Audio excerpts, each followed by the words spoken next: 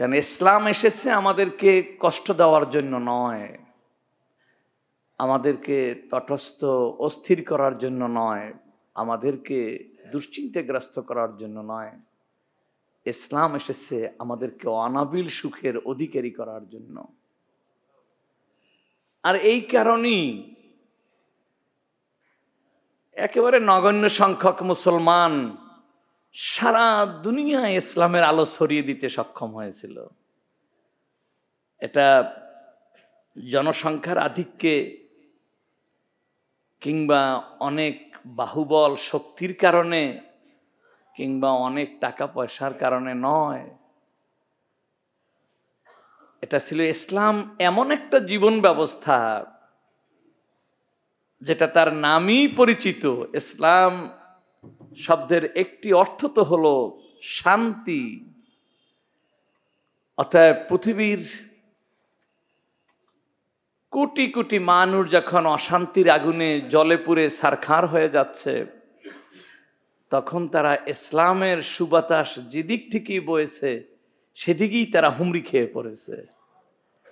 আমি সম্ভবত ছাত্রদের এক সভায় বলেছিলাম,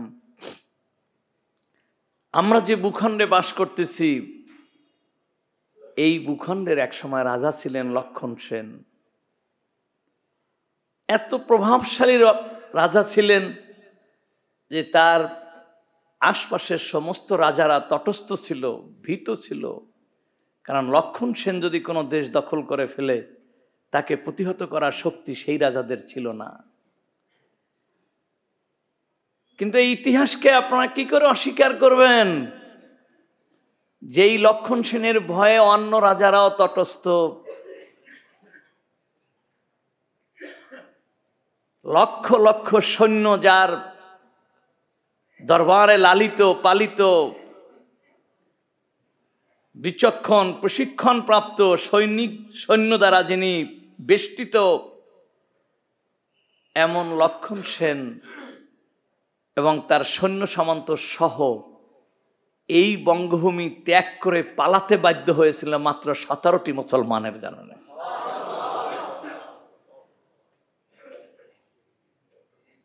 হযরত ইখতিয়ার উদ্দিন মোহাম্মদ বখতিয়ার খিলজির নেতৃত্বে মাত্র 17টা যুবক যখন এই বঙ্গভূমিতে ঝাঁপিয়ে পড়লেন, লক্ষণ সেনের উপর ঝাঁপিয়ে পড়লেন, লক্ষণ সেন সৈন্য সামন্ত সহ দেশ ত্যাগে বাধ্য হয়ে গেল। সমস্ত ইতিহাসবিদেরা এক কথা স্বীকার করেন যে মূলত এটা 17টি যুবকের তলোয়ারে নয়, আদর্শে। এটা শক্তিতে নয়, আদর্শে। কারণ লক্ষণ সেনের জুলুমে, অত্যাচারে যখন এই বঙ্গভূমির লক্ষ লক্ষ মানুষ অতিষ্ঠ, নাভিশ্বাস, তখন তারা মুক্তি ও শান্তির জন্য পথ খুঁজতেছিল। তারা জেনেছিল যে মুসলমানই পারে কেবল নিজে সুখী হতে এবং তার কাছের সমস্ত মানুষকে সুখী করতে। সুতরাং তারা অপেক্ষায় ছিল কখন মুসলমানের আহ্বান আসবে। সুতরাং লক্ষণ সেন পালিয়েছে 17টা যুবকের অস্ত্রে নয়, বরং 17টা যুবককে এই বঙ্গভূমির সমস্ত হিন্দু, বৌদ্ধ, খ্রিস্টান, সমস্ত অমুসলিম সাদরে যখন স্বাগত জানিয়েছিল, তাদেরকে গ্রহণ করে নিয়েছিল, তাদেরকে যখন তারা গ্রহণ করে নিয়েছিল, তখন লক্ষণ সেনের কোনো কুল কিনার ছিল না, পালিয়ে যাওয়া ছাড়া তার কোনো গত্যন্তর ছিল না।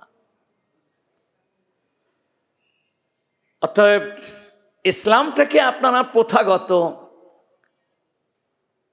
ধর্ম বানাইয়েন না। এটা অন্যান্য ধর্মের মতো সময় সময় পূজা অর্চনা, কিছু উপাসনা, কিছু তালিকাভুক্ত কর্মসূচি বানাইয়েন না। ইসলাম এটা নয়। ইসলাম কিছু অর্চনা, কিছু অনুষ্ঠান, সর্বস্ব জীবন ব্যবস্থা নয়। অনেকে গর্ব করে, হুজুর দুটো চেল্লা দিয়ে এসেছি। এটা গর্বের কি আবার তোমার?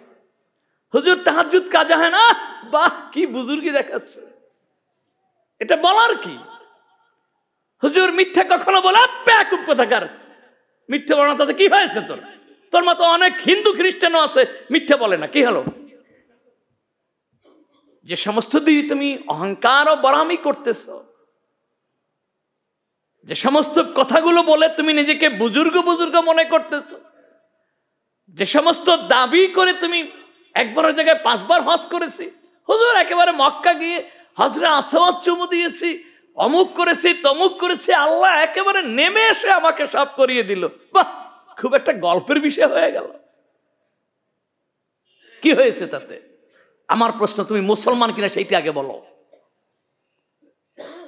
তুমি মুসলমানের কিছু কৃষ্টি কালচার করেছ, আজান হলে নামাজ পড়েছ,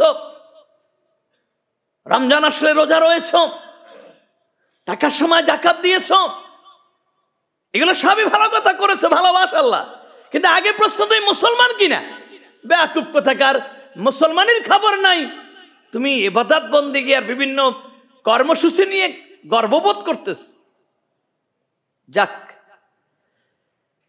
এই বিষয়গুলো নিয়ে আমি আপনাদের সাথে অনেক কথা বলেছি। আগে ঈমান, তারপর আমল, ঠিক আছে কিনা? আগে মুসলমান, তারপর নামাজ রোজা হজ যাকাত। আর যিনি মুসলমান দাবি করেন তার একেবারে প্রাথমিক পরিচয়টা আমানতু বিল্লাহি ওয়া মালাইকাতিহি ওয়া কুতুবিহি ওয়া রাসূলিহি, তারপর আল ইয়াউমিল আখির আল কদরি খাইরিহি ওয়া শাররিহি মিনাল্লাহি তাআলা আল বা'স বা'দাল মাউত। সে আল্লাহকে বিশ্বাস করবে। আল্লাহর উপর বিশ্বাস নাই, নামাজ পড়ে।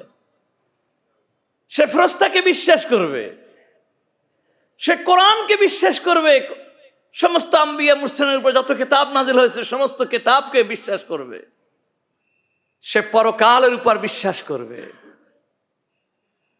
সে তাকদীরের উপর বিশ্বাস করবে, সে কিয়ামতের দিনের প্রতি বিশ্বাস করবে। আছে কি বিশ্বাস? থাকার দাবি অবশ্যই থাকতে হবে, না তো মুসলমানই থাকা যাবে না। কিন্তু দাবি যেন শুধু আওয়াজ সর্বস্ব না হয়, এটা যেন বাস্তবতা হয়। এই জন্য আমি আপনাদেরকে বারবার বলেছি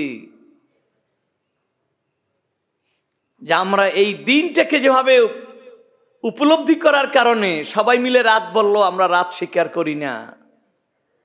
আমরা রাতটাকে যেভাবে উপলব্ধি করার কারণে সবাই মিলে দিন বলল, আমরা রাতকে দিন বলি না।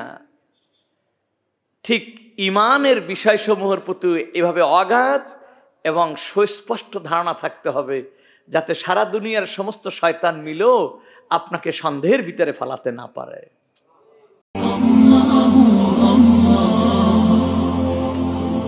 আপনারা দেখছেন এটিআর টেলিভিশন, সত্য প্রবর্তনে ঐক্য।